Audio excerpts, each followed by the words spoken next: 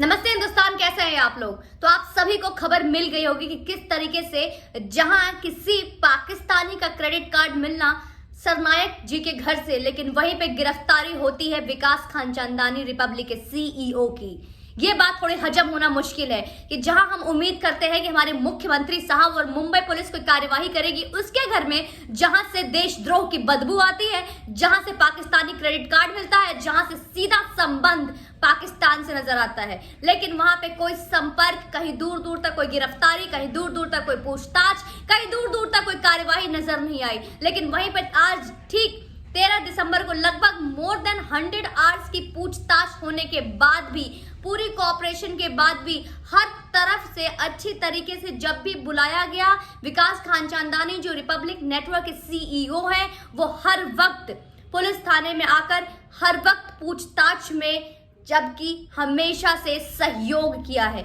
ना ही कभी भागने की कोशिश की, ना ही किसी तरीके का कभी भी कोई उनके खिलाफ कोई एक्शन लिया कि क्यों आप मुझे बुला रहे हो, मुझे परेशान कर रहे हो, इस तरह की कोई बात नहीं हुई थी। इवन कई बार तो ऐसा हुआ कि हमारे मीडिया चैनल्स ने या खुद रिपब्लिक नेटवर्क ने यह भी नहीं बताया होगा कि विकास खानचंदानी को फिर से पूछताछ के लिए बुलाया गया है। लेकिन अगर मैं कहूं तो इसको गिरफ्तारी नहीं, मैं इसको किडनैपिंग कहूंगी, क्योंकि सुबह रविवार आज 13 दिसंबर को जब जिस तरीके से बिना किसी पेपर के, बिना किसी डॉक्यूमेंट्स के, बिना किसी भी एक्शन को, मतलब मैं कहूं कहीं कोई कार्यवाही के बिना बस घर से जाकर यूं ही उठा लिया, तो इसको हम क्या कहेंगे, गिरफ्तारी या किडनैपिंग? मैं तो इसको किडनैपिंग कहूंगी दोस्त। आप इसको किस तरीके से देखते हैं, आप इस पे विचार कीजिएगा, क्योंकि बिना कोई डॉक्यूमेंट्स के, बिना कोई पेपर के, बिना किसी कानून व्यवस्था से कंफर्मेशन लिए घर से जाकर उस इंसान को उठाना, वो भी एक रिपब्लिक मीडिया नेटवर्क के सीईओ को घर से उठाना, और वो भी सुबह से लेकर शाम तक, किसी को, ना ही मीडिया चैनल को, ना ही उनके खुद के चैनल नेटवर्क को ये पता था कि विकास खानचंदानी को कहां रखा गया है, कहां पूछताछ की जा रही है और उनको किस जगह पे लेकर जाया गया है। तो इसको क्या कहेंगे हम, गिरफ्तारी या किडनैपिंग?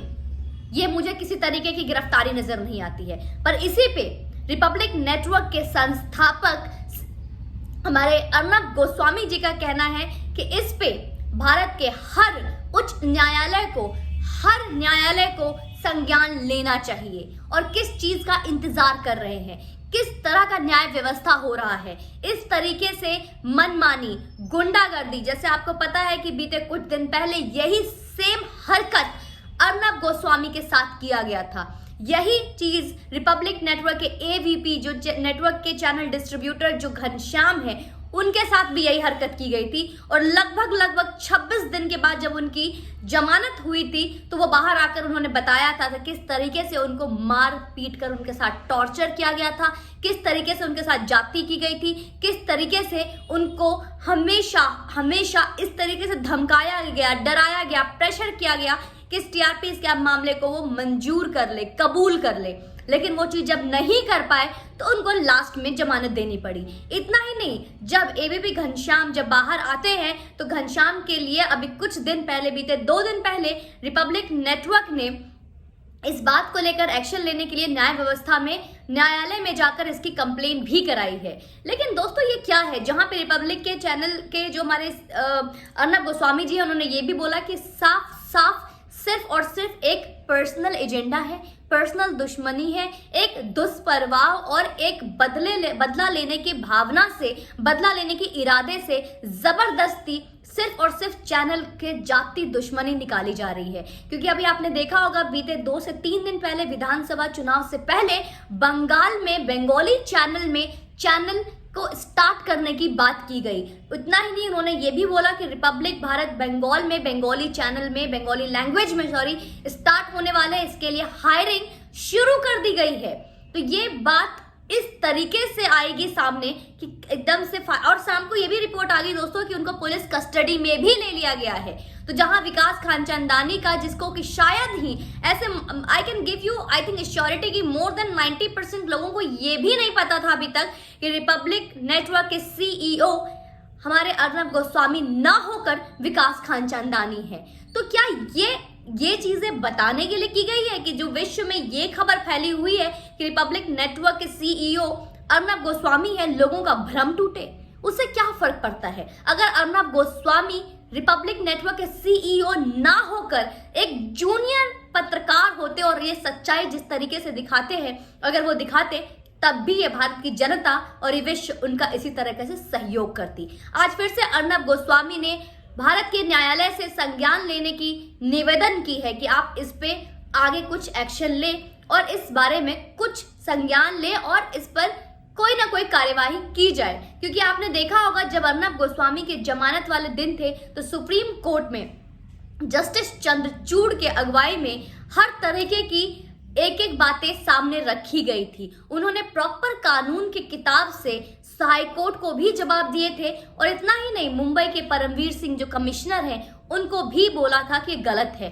साथ में मुंबई पुलिस ने जिस तरीके से हरकत दिखाई थी अर्नब गोस्वामी के केस में, उसके लिए उसको डांट और फटकार भी लगाई थी। जिस तरीके से मानवाधिकार का हनन हुआ उस बात के लिए भी सुप्रीम कोर्ट ने, हमारे माननीय सुप्रीम कोर्ट ने आवाज उठाई थी और उसके लिए डांट फटकार लगाया था। लेकिन सुप्रीम कोर्ट, हमारे माननीय सुप्रीम कोर्ट ने साथ में हमें यह भी भरोसा दिलाया था कि कभी भी इस तरीके के लोकतंत्र की हत्या दोबारा नहीं होगी, कभी भी मानवाधिकार की हत्या नहीं होगी। और अगर ऐसा कुछ भी होता है तो इसके लिए उच्च न्यायालय यहाँ बैठा हुआ है, ऐसा कोई भी ना भूले। कोई भी राज्य का मंत्री स्पेशली इस चीज को याद रखे कि अगर वो सत्ता की कुर्सी पर बैठा है इसका मतलब ये नहीं कि वो अपनी मनमानी और गुंडागर्दी करेगा। तो फिर मैं एक बार फिर से पूरे भारत की जनता के बिहाफ से, पूरे विश्व के बिहाफ से मैं एक बार फिर से माननीय सुप्रीम कोर्ट से रिक्वेस्ट करती हूँ कि एक बार फिर से आप इस पे संज्ञान लें और एक्शन लें और जल्दी से जल्दी, जितना जल्दी हो सके आप कृपया करके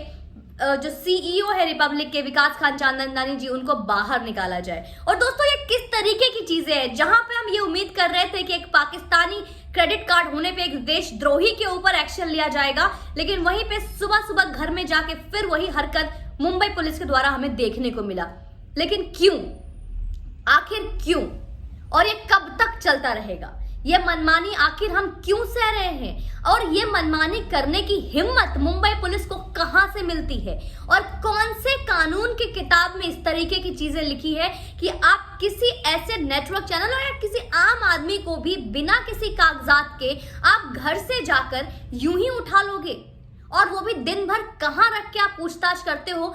क्या एक आतंकवादी लगते हैं रिपब्लिक नेटवर्क के चैनल के पत्रकार लोग, सीईओ, या वो हर इंसान जो अपने राष्ट्र के लिए आवाज उठाता है, या कोई भी राज्य या राज्य का सिस्टम अगर सही तरीके से काम नहीं कर रहा है तो बीइंग अ डेमोक्रेटिक हमारा राइट है कि हम उस सिस्टम से, उस कानून व्यवस्था से, उस राज्य व्यवस्था से हम सवाल पूछ सकते हैं। तो क्या अब सवाल पूछने का भी अधिकार नहीं है? ये डेमोक्रेटिक कंट्री है, ये डेमोक्रेटिक कंट्री है, या ये हमारा डेमोक्रेटिक राइट है? तो क्या हम अपने राइट्स के लिए आवाज भी नहीं उठा सकते? और तब जब माननीय सुप्रीम कोर्ट या फिर हमारे हाई कोर्ट जब एक्शन लेते हैं, तब जब चीजें 1 हफ्ता, 10 दिन, 1 महीने हो चुके होते हैं। आज घनश्याम जी बाहर तो आ गए, लेकिन जो नर्क की जिंदगी, जो नर्क का जीवन उन्होंने वहां पे व्यापन किया, जो नर्क का जीवन उन्हें भोगना पड़ा, क्या वो 26 दिन उनके जिंदगी में वापस हो पाएंगे, वापस किए जाएंगे? जो नर्क की जिंदगी, जो एक ह्यूमिलिएटिंग जिंदगी जो अर्नब गोस्वामी को 1 हफ्ता उस जेल में काटना पड़ा, उस कोर्ट में जहां पे कुख्यात अपराधी को रखा जाता है, वहां पे अर्नब गोस्वामी को रखा गया, एक ऐसे पत्रकार को जो हमेशा से गलत चीजों पे आवाज उठाता है। उसके लिए क्या वो 1 हफ्ता, क्या भारत का कोई भी कोर्ट, कोई भी कानून व्यवस्था या कोई भी सरकार वापस दिला सकती है? तो मेरा सवाल सिर्फ यही है कि इस तरीके की मनमानी, इस तरीके की तानाशाही मुंबई पुलिस या मुंबई का पूरा सिस्टम, महाराष्ट्र का पूरा ये सिस्टम जो है, आखिर हम क्यों सह रहे हैं और ये कब तक सहेंगे? और इस चीज से हमें छुटकारा कब मिलेगा? क्यों नहीं राष्ट्रपति शासन वहां लागू होता है कि हर दिन, हर दूसरे दिन हमें ये दहशत भरी जिंदगी और तानाशाही का सामना करना पड़ता है? दोस्तों आवाज उठाइए और सवाल पूछिए। और मैं आप लोगों से रिक्वेस्ट करती हूँ कि अपने घर में आपके पास एक हथियार है, वो है मोबाइल फोन और इंटरनेट। कृपया करके उसे फालतू के सीरीज और फिल्म और फालतू के फनी वीडियोस देखने में जाया ना करें। सही चीजों के लिए आवाज उठाइए। आपका एक इनिशिएटिव शायद 10 लोगों की ताकत बन सकती है, 10 लोगों की आवाज बन सकती है। रिक्वेस्टिंग यू ऑल कि आप प्लीज उठ जाइए, जाग जाइए। जय हिंद दोस्तों, वंदे मातरम।